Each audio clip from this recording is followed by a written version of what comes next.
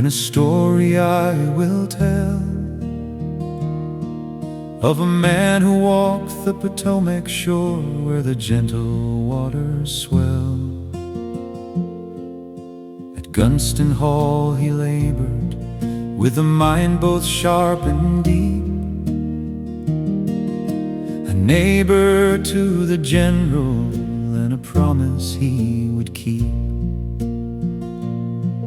They were friends in youth and battle, two Georges side by side, but a wall grew up between them that no honest man could hide.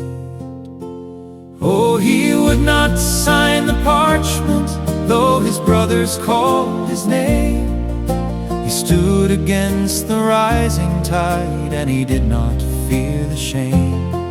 For a nation without rights is a house upon the sand, and George Mason held the lantern for the freedom of this land. He looked upon the Constitution, and he saw a shadow there, a power for the many, but for the one a snare. Where is the shield for the simple man?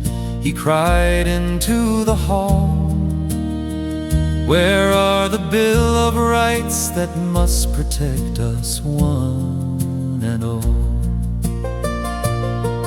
With compassion for the citizens, for the farmer and the clerk, he stayed the hand that held the pen and finished up his work.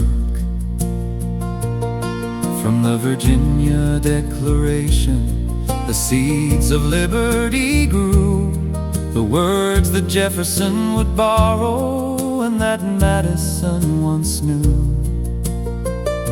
He was the forgotten father who chose the lonely road to lighten for the future years the heavy tyrant's load.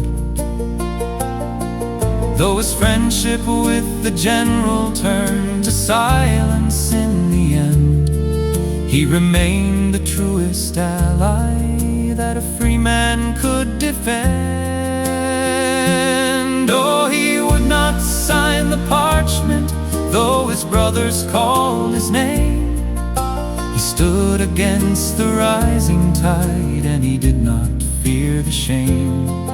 For a nation without rights is a house upon the sand, and George Mason held the lantern for the freedom of this land.